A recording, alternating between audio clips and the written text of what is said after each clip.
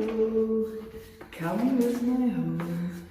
Very nice. You Thank come to you. me. Good. What German rooms? What German moral and ethic and German have a little bit with paper and all German must correct.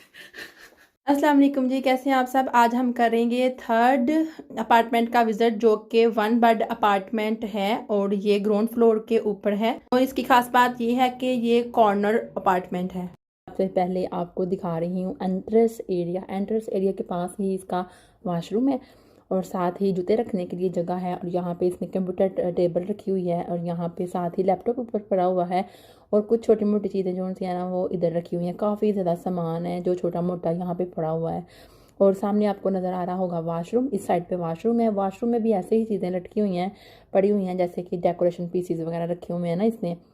तो ध्याना जो है ना मेरे घर के तकरीबन 1 foot के फासले पे रहती है। और अच्छा, यहाँ पे ना आपको ये भी देखने के लिए मिलेगा कि ये घर सबसे छोटा है इस पूरी बिल्डिंग्स में और इसकी प्राइस भी दूसरे मतलब अपार्टमेंट से मिलती जुलती है, कम नहीं है। क्योंकि पहले नंबर पे तो ये ग्राउंड फ्लोर पे है और दूसरे नंबर पे कॉर्नर प्लाट है। और आपको पता है कि बर्लिन जैसे बड़े बड़े शहरों के मिड में आपको 7 लाख 8 लाख यूरो के घर मिलते हैं, लेकिन यहाँ पे जिस तरह की ये न्यू बिल्डिंग बनी हुई है इसमें आपको घर बिल्कुल मुनासिब प्राइस में इसलिए मिल रहे हैं क्योंकि ये एक कस्बे वाली साइड पे है, मतलब गांव से थोड़ा हट के, और शहर का और इसका फासला तकरीबन 10 मिनट का है। इसलिए यहाँ पे अच्छे और बेहतरीन अपार्टमेंट इतने सस्ते हैं।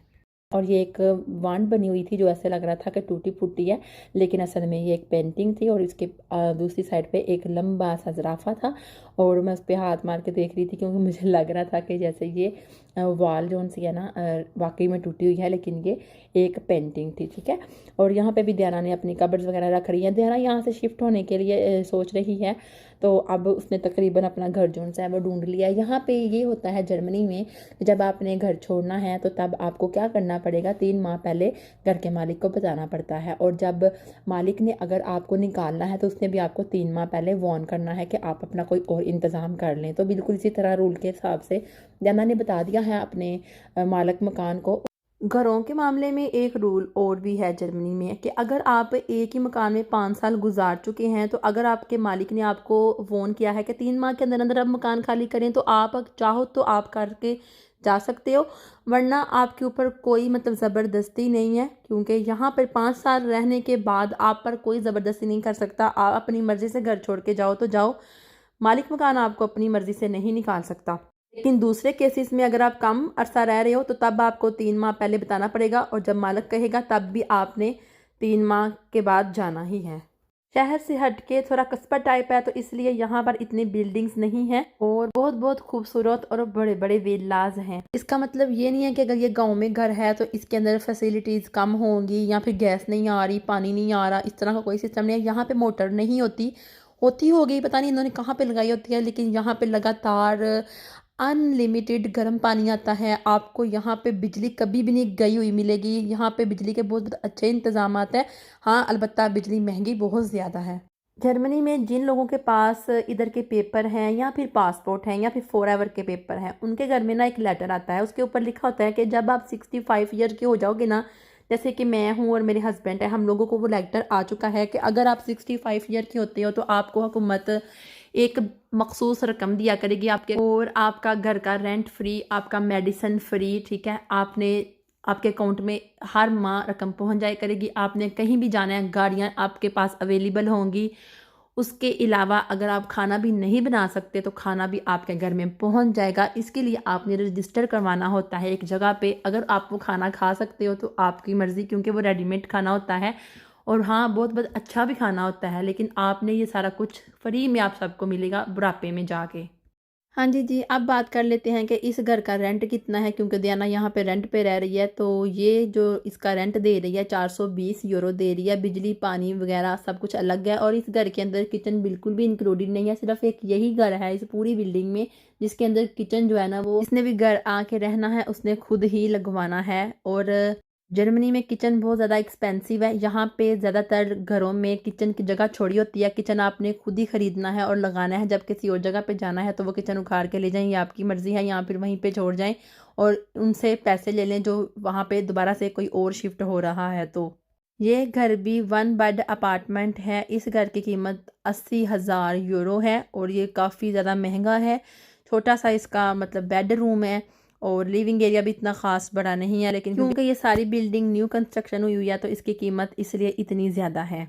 जर्मनी में घर बहुत ज़्यादा एक्सपेंसिव है। यहाँ के लोग जो खुद यहाँ पे रहते हैं वो भी घर खरीदना पसंद नहीं करते, क्योंकि इन्होंने कभी एक जगह से दूसरी जगह जाना होता है, दूसरी जगह से फिर तीसरी जगह जाना होता है, तो ये रेंट पे ही रहते हैं। इनके अपने घर बहुत कम होते हैं। So this one for Christmas Also. What is inside? What is inside? I don't know. Little bit. All what come at my tree. I make this with my tree. That's my breakfast. My breakfast. And your money.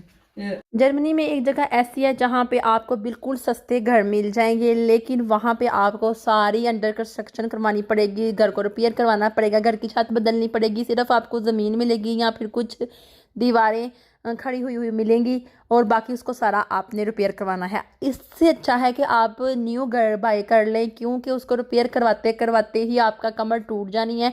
क्योंकि यहाँ पे Germany में labour cost बहुत ही ज़्यादा है। घर में ज़रा सा भी कुछ टूट फूट जाए तो लोग इसकी ना इंश्योरेंस पहले से ही करवा लेते हैं, क्योंकि उनको पता है कि यहाँ पर इस चीज़ की काफ़ी ज़्यादा पैसे जो है ना वो चार्ज किए जाते हैं। अब आ गया जी बेडरूम। बेडरूम इंतहाई छोटा सा है, सिर्फ एक ही इसने सिंगल बेड यहाँ पे लगाया हुआ है। और फिर से वही बात के इसने ना घर में बुचार की हुई है, गिफ्ट्स की, डेकोरेशन पीसीज की, और इसके अलावा कोना कोना इसने ना मतलब डेकोरेशन पीसीज से भरा हुआ है। कुछ ये शौकीन बहुत है, बड़ी बड़ी पेंटिंग बनाती है घर में, और भी बहुत सारे ऐसे काम करती है जो कि वाकई में एक पेंटर कर सकता है। इसने बहुत सारी पेंटिंग बना के अपने घर में लटकाई हुई है, बेचती नहीं है, सिर्फ इसका शौक है पेंटिंग बनाना।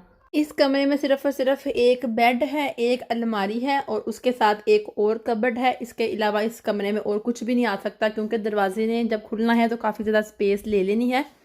इतने छोटे घर की इतनी ज़्यादा कीमत इसलिए है क्योंकि ये कॉर्नर पे है, और कॉर्नर वाले जो घर होते हैं ना उनकी ज़्यादा डिमांड होती है। और साथ में इस बिल्डिंग में हम लोगों को एक बड़ा सा गार्डन मिलता है। उसके अलावा पार्किंग एरिया की इतनी बड़ी स्पेस है, आप जहां मर्जी अपनी गाड़ी खड़ी करें। बर्फ़ से बचने के लिए आप शटर के नीचे भी खड़ी कर सकते हैं, जो अलग से इस बिल्डिंग वाले के ओनर ने बनवाई हुई है।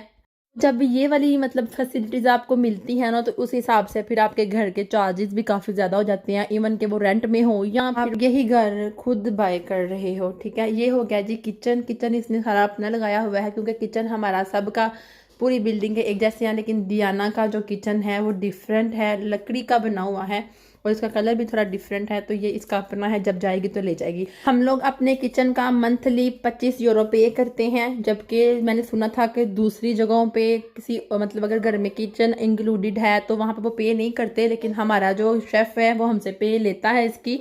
हाँ जी, तो ज़रूर कमेंट में बताइएगा कि आपको विद्याना का घर कैसा लगा है। जाहिर सी बात है छोटा घर है, मतलब कॉस्ट काफ़ी ज़्यादा है। इस तरह की इन्फॉर्मेटिव वीडियो देखने के लिए मेरे चैनल को सब्सक्राइब करें और बेल आइकॉन को ज़रूर प्रेस करें, ताकि हर आने वाली नई वीडियो का नोटिफिकेशन आपको मिल सके और आप मेरी वीडियो को इसी तरह एंजॉय कर सकें। ठीक है, अल्लाह हाफिज़। नेक्स्ट तो मैं आपके साथ व्लॉग शेयर करूँगी, वो विद्याना का किचन होगा, वो अंदर से सारा होगा, मैं पूरी कोशिश करूँगी। ठीक है, अल्लाह हाफिज़, बाय बाय।